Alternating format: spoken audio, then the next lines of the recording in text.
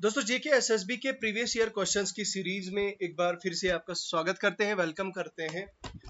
तो आज हम जम्मू एंड कश्मीर जीके का जो प्रीवियस ईयर क्वेश्चंस है उनका कंटिन्यूएशन करने जा रहे हैं। आज हमने जेके एसएसबी वीएलडब्ल्यू का पेपर लिया है जो साल 2023 के एंड में हुआ था। Correct me if I am wrong. ठीक है, तो आज हम जम्मू एंड कश्मीर जीके जो हमारा वीएलडब्ल्यू में पूछा गया था वो हम डिस्कस करेंगे। देखिए मकसद क्या है, ये जेएंडके जीके, ये सब्जेक्ट वाइज जीके डिस्कस करने का मकसद क्या है। देखो इसका पीछे मकसद यही है, आपको रूबरू कराना है, आपको इन्फॉर्म कराना है कि भाई किस तरह का जेकेएसएसबी जो है वो पेपर्स कुछ किस तरह के क्वेश्चंस फ्रेम करती है, किस तरह के क्वेश्चंस पूछती है pertaining to your Jammu and Kashmir GK. तो अब हम सीधा क्वेश्चन नंबर 4 की तरफ आगे बढ़ते हैं, क्योंकि 4 हमारा जम्मू एंड कश्मीर जीके पे है। तो यहीं से हम स्टार्ट करते हैं बगैर किसी फजूल डिस्कशन के। यहीं से हम आज का यहाँ पे स्टार्ट करते हैं। Which one of the following passes is located in Jammu and Kashmir Union Territory? Jammu and Kashmir J and के यूटी में कौन सा ऐसा पास है जो लोकेटेड है? बानीहाल पास, चांगला पास, फोटोला पास, खरडुंगला पास। देखो यार, सबसे पहली बात तो ये कि बानीहाल पास जो है, बानीहाल पास हमारे जेएंडके का ही पार्ट है।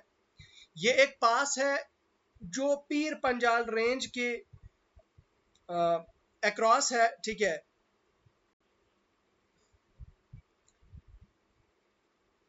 Panchal range, okay. और इसका जो टोटल एलिवेशन है, देखिए याद रखिएगा, कभी कभार एग्जाम में पूछ लिया जाता है इसकी एलिवेशन कितनी है। तो ये एलिवेशन है फ्रॉम द सी लेवल 2832, तो 2832 मीटर। दैट इज अगर आप इसको फीट में बताएंगे तो 9291, 9291 फीट, ठीक है। 9291 फीट की ऊंचाई पर ये वाक़ा है। अब जहां तक बात है बानीहाल पास की, तो बानीहाल पास इसी की अगर हम फर्दर डिस्कशन करें तो बानीहाल पास हमारा, यहाँ पे मैं थोड़ा लिखता हूँ, बानीहाल पास हमारा ये जम्मू रीजन को कनेक्ट करता है, जम्मू रीजन को कनेक्ट करता है कश्मीर रीजन के साथ, ठीक है।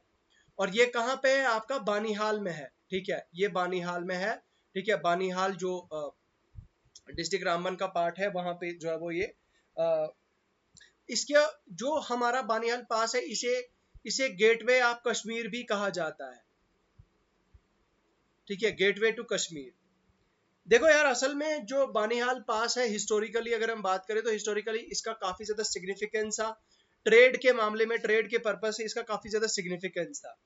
अब फिर क्या होता है कि भाई असल में 1956 में, यहाँ पे डेट याद रखिएगा, 1956 में ये पास को आप टेम्पररीली क्लोज कहें, क्लोज तो नहीं हुआ बट हाँ कहेंगे सॉर्ट ऑफ, क्योंकि 1956 में आपका टनल कंस्ट्रक्ट हुआ था, टनल कंस्ट्रक्ट हुआ था जिस टनल का नाम जवाहर टनल है, ठीक है। जिस टनल का नाम जवाहर टनल है, ओके।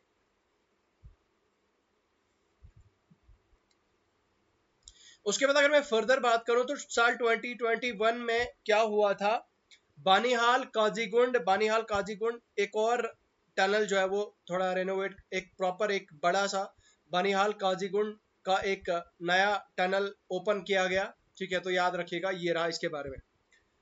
अब चांगला पास, चांगला पास क्या है भाई? चांगला पास ये highest motorable passes in the world इसे कहा जाता है। देखो अगर कभी कभार आपके एग्जाम में एग्जामिनर ने आपके पेपर में पूछा कि भाई बताओ हाईएस्ट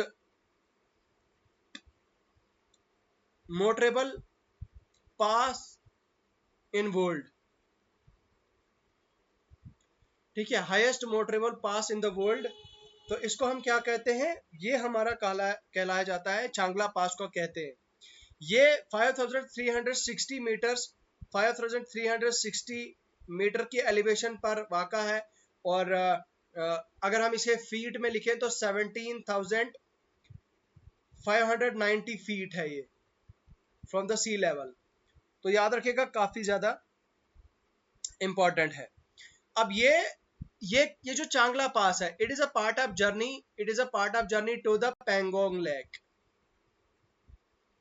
पेंगोंग लेक का एक पार्ट है। पेंगोंग लेक की तरफ जब आप टूरिस्ट जब जाते हैं जब आप घूमने जाते हैं तो पेंगोंग लेक के जब ऑन द वे होते हैं तो चांगला पास से आपको गुजर के जाना पड़ता है। देखिए चांगला पास तो वैसे समर्स के टाइम पे खुला रहता है, लेकिन विंटर्स के टाइम पे इसे बंद कर दिया जाता है क्योंकि काफ़ी ज़्यादा स्नोफॉल होती है और ये काफ़ी ज़्यादा कोल्ड एरिया होता है, और उस वजह से ये चांगला पास सिर्फ समर्स में ही जो है वो खुला आपका रहता है। ठीक है। इसके बाद अगर हम चांगला पास की बात करें तो चांगला पास का जो रोड है इसको मेंटेन किया जाता है इंडियन आर्मी के द्वारा। ठीक है, इंडियन आर्मी के द्वारा। इंडियन आर्मी यहाँ पे वाक़ा है, इंडियन आर्मी वहाँ पे इसे मेंटेन कर रही है और इंडियन आर्मी वहाँ पे गार्ड कर रही है। क्यों? क्योंकि ये चांगला पास इंडिया चाइना बॉर्डर के पास ही है, नज़दीक है, इसलिए जो है वो यहाँ पे ये इसे मेंटेन किया जाता है इंडियन आर्मी के द्वारा। उसके बाद है आपका फोटोला पास। देखो यार, फोटोला पास ये एक हाईएस्ट पॉइंट इन श्रीनगर। ठीक है, नेशनल हाईवे श्रीनगर से जब आप लेह की तरफ जाते हैं तो ये हाईएस्ट पॉइंट आता है श्रीनगर। ठीक है, श्रीनगर नेशनल हाईवे पे। तो ये भी आपका 4108 मीटर एलिवेशन पे है, यानी कि अगर हम फीट में लिखे तो 13,478 फीट की एलिवेशन पे है। ठीक है, तो उसके बाद अगर हम बात करें तो खरडुंगला पास, तो खरडुंगला पास की अगर बात करें तो खरडुंगला पास ये भी एक हाईएस्ट मोटरेबल पास है दुनिया का। ये लद्दाख में है। Gateway to Nubra valley and Siachen glacier, इसे कहा जाता है gateway to Nubra valley and Siachen glacier. ठीक है, तो याद रखिएगा, काफी ज्यादा इंपॉर्टेंट है। नेक्स्ट क्वेश्चन की तरफ आगे बढ़ते हैं। नेक्स्ट क्वेश्चन है आपका question number 10। Which one of the following is not the ruler of Jammu and Kashmir? Jammu and Kashmir का कौन ऐसा है जो नीचे रूलर्स दिए गए हैं जो रूलर जम्मू एंड कश्मीर के नहीं है? तो इसका आंसर हो जाएगा क्वीन विक्टोरिया। ठीक है, पहले आंसर का पहला जो अभी हम आंसर डिस्कस कर रहे थे, क्वेश्चन डिस्कस कर रहे थे, यहाँ पे देखिए, जस्ट अ मिनट, मुझे एक बार फिर से यहाँ पे, तो इसका जो है वो हमारा ये Jammu and Kashmir union territory में अगर बात करें तो ये हमारा बानीहाल पास है। ठीक है, बाकी तो लद्दाख में, अब क्योंकि लद्दाख जे का पार्ट नहीं है इसलिए बानीहाल पास ही आएगा। ठीक है, ओके। नाउ क्वेश्चन नंबर 10 हम डिस्कस कर रहे थे। क्वेश्चन नंबर 10, कौन सा ऐसा रूलर है जो जम्मू एंड कश्मीर का रूलर नहीं है? देखो क्वीन विक्टोरिया जो है ना यार, queen Victoria Jammu and Kashmir का की रूलर नहीं है, इसका आंसर ये है। बाकी अगर हम बात करें तो औरंगजेब कौन थे? सिक्स्थ मुगल एम्पायर थे। मुगल एम्पायर थे जिनका जो कार्यकाल था, जिनका टेन्योर था 1658 से लेकर 1707 के बीच में रहा। ओके, उसके बाद असल में बात करें तो ये जो औरंगजेब का एम्पायर था, औरंगजेब के एम्पायर का जम्मू एंड कश्मीर एक पार्ट था। ठीक है, तो Jammu and Kashmir was part of this of his tenure, of his reign. और उसके अलावा बात करें तो उन्हें आलमगीर के नाम पे भी जाना जाता था। ठीक है, आलमगीर, और मोस्ट कंट्रोवर्शियल रूलर भी उन्हें माना जाता है औरंगजेब को। ठीक है, उसके बाद महाराजा रंजीत सिंह जी कौन थे? महाराजा रंजीत सिंह जी को क्या कहा जाता है? इनका टाइटल दिया गया था लाइन ऑफ द पंजाब। क्या कहा जाता है? Line of the Punjab. इन्हें लाइन ऑफ द पंजाब कहा जाता है। ठीक है, महाराजा रंजीत सिंह जी को लाइन ऑफ द पंजाब कहा जाता है, और इन्हें founder of the Sikh empire भी कहा जाता है। ठीक है, इन्होंने सिख एम्पायर की स्थापना की थी 19वीं सेंचुरी में, और इन्होंने रूल किया था 1801 से लेकर 1839 के बीच में। ठीक है, तो ये रहा महाराजा रंजीत सिंह जी के बारे में।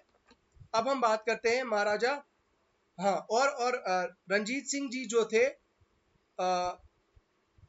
उन्होंने कश्मीर को कैप्चर किया था 1819 में अफगान रूलर से। ठीक है, तो अफगान का जो टेन्योर था इन्होंने ही खत्म किया था जम्मू एंड कश्मीर में।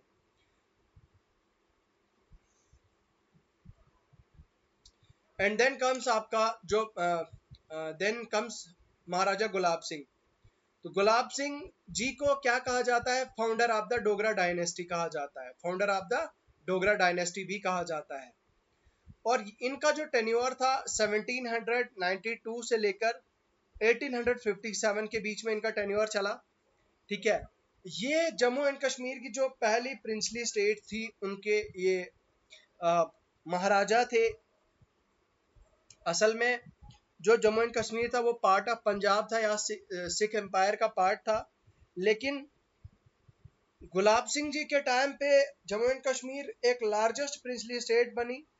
ठीक है, उस टाइम पे ब्रिटिश राज भी कर रहा था। ठीक है, ब्रिटिश राज के टाइम पे तो, और अब जो है वो क्या कहा जाता है कि फर्स्ट एंग्लो सिख वार जो हुई थी, और उस एंग्लो सिख वार में ये जम्मू एंड कश्मीर बना था हमारा एक प्रिंसली स्टेट, सबसे बड़ी प्रिंसली स्टेट, और इसका महाराजा बनाया गया था महाराजा गुलाब सिंह जी को। तो option D is the right answer, queen Victoria.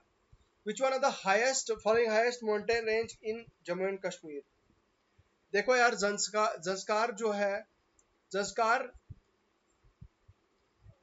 ये एक तहसील है करगिल डिस्ट्रिक्ट का, UT union territory of Ladakh में। जंस्कार किसका नाम है? जंस्कार एक तहसील का नाम है। ठीक है, यूटी लद्दाख में, यूटी लद्दाख में एक तहसील का नाम क्या है? जंस्कार है। और अगर हम बात करें तो ये एक माउंटेन रेंज है जो नॉर्दर्न इंडिया का पार्ट है, लद्दाख में है। और इसके बाद अगर हम बात करें, ये एक सब रेंज है।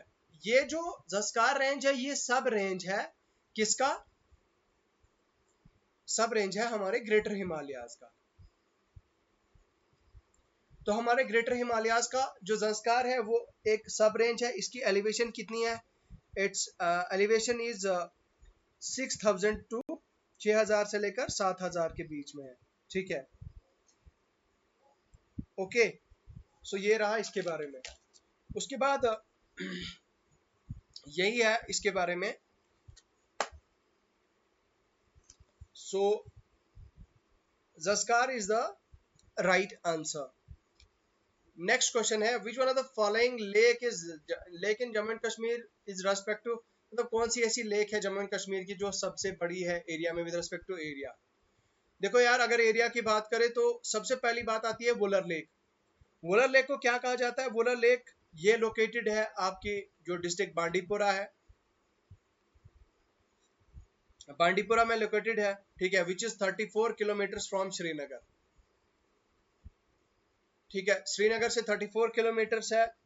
इसे फेड किया जाता है, वुलर लेक को फेड किया जाता है, fed by Jhelum, Jhelum river से इसे मेनली फेड किया जाता है। और कुछ स्ट्रीम्स जैसे कि महादुमती एंड एरिन,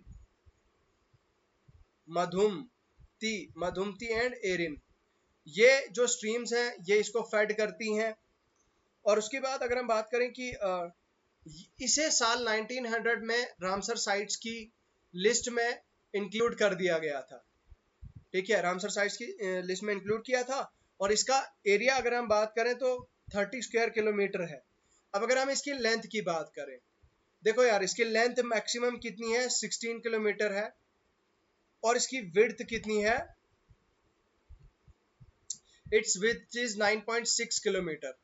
ठीक है, मैक्सिमम विड्थ इज 9.6 किलोमीटर। और डेप्थ कितनी है? 46 फीट। ठीक है, 46 फीट विच इज 14 मीटर।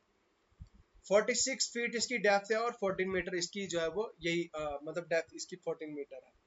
तो option A is the right answer. उसके बाद डल लेक अगर हम कहें तो डल लेक जो है वो second largest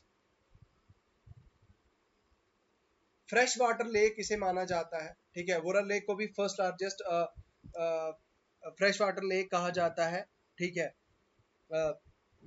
largest fresh water lake, Wular lake को क्या कहा जाता है? Largest fresh water lake of South Asia. South Asia का की फर्स्ट वाटर लेक इसे लार्जेस्ट कहा जाता है। Dal lake second largest fresh water lake कहा जाता है। ठीक है, लेक ऑफ फ्लावर्स, इसको लेक ऑफ फ्लावर्स भी बोलते हैं, लेक ऑफ फ्लावर्स भी बोलते हैं। ओके, या फिर जीवल इन द क्राउन, इसे भी नाम दिया जाता है jewel in the crown of Kashmir, Srinagar. और लेंथ की अगर हम बात करें तो डल लेक की लेंथ कितनी है टोटल आपकी 7.44 किलोमीटर है। और विड्थ कितनी है, विड्थ है आपकी 3.5 किलोमीटर। ठीक है, ओके। तो ये रहा आपका 7.44 किलोमीटर लेंथ है आपकी, और विड्थ आपकी 3.5 किलोमीटर। ठीक है, उसके बाद है आपकी आंचार लेक। आंचार, ये आंचार कश्मीरी वर्ड है, और आंचार का मतलब होता है पिकल। ठीक है, आंचार का नाम क्या होता है, पिकल। असल में पिकल लेक जो है वो आपकी कहाँ पे है, सौरा श्रीनगर में है। ठीक है, सौरा श्रीनगर में है, और ये नॉर्थ ऑफ डल लेक को कनेक्ट करती है। और इसके साथ में ही अगर हम बात करें, इसको कनेक्ट किया गया है बाय ए चैनल नोन एज, उस चैनल का नाम क्या है, नाला आमिर खान। ठीक है, नाला आमिर खान उस चैनल का नाम है, याद रखिएगा। अच्छा, उसके बाद रोमुशी। रोमुशी क्या है, रोमुशी लेक नहीं है, but it is a river. ठीक है, जो फ्लो करता है कहाँ पे, पुलवामा डिस्ट्रिक्ट में। और ओरिजिनेट कहाँ करता है आपका, पीर पंजाल रेंज में।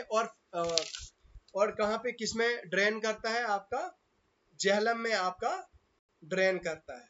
ठीक है, तो आई होप आपको ये चीज क्लियर हो गई होगी। उसके बाद है क्वेश्चन नंबर 14, ये बता रहा है कि विच one of the following is a district of Jammu and Kashmir union territory. यार जम्मू एंड कश्मीर यूटी का डिस्ट्रिक्ट कौन सा है। देखो सबसे पहली बात तो ये, यहाँ पे आपको कंफ्यूजन हो जाएगी कि भाई ये डिस्ट्रिक्ट कौन सा है। देखो करगिल जो है ना यार, Kargil is one of the districts of Ladakh. ठीक है, लद्दाख का एक ये डिस्ट्रिक्ट है, लेकिन ये यूनियन टेरिटरी लद्दाख का है। It is not a part of Jammu and Kashmir. तो लद्दाख तो दूर दूर तक नहीं है यार। गुलमर्ग जो है ना, गुलमर्ग ये अनंतनाग डिस्ट्रिक्ट के अंदर आता है। ठीक है, सॉरी माफ कीजिएगा, पहलगाम आपका अनंतनाग डिस्ट्रिक्ट में आता है, and it is a part of Anantnag district. और ये एक टूरिस्ट प्लेस है पहलगाम। ये तो भाई ये एक तहसील है, it is not a district. ठीक है, गुलमर्ग भी आपका it is a part of district Srinagar. तो ये जो गुलमर्ग है ये भी एक तहसील है, ये भी आपका डिस्ट्रिक्ट नहीं है। तो आंसर राइट आंसर हो जाता है आपका रियासी। रियासी क्या है आपका, रियासी आपका जो है आंसर हो जाएगा। Then next is question number 15, which one of the following statement is true sowing of wheat in Jammu and Kashmir. भाई जम्मू एंड कश्मीर में जो वीट है, वीट को कब सो किया जाता है। देखो यार, वीट से याद आया rabi crops and kharif crops. देखो सबसे पहले मैं अगर नॉलेज दूं आपको, तो रेबी क्रॉप्स कौन से होते हैं।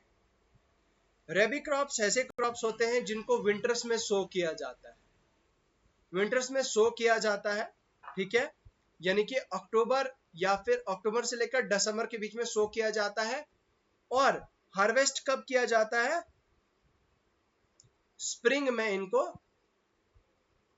हार्वेस्ट किया जाता है।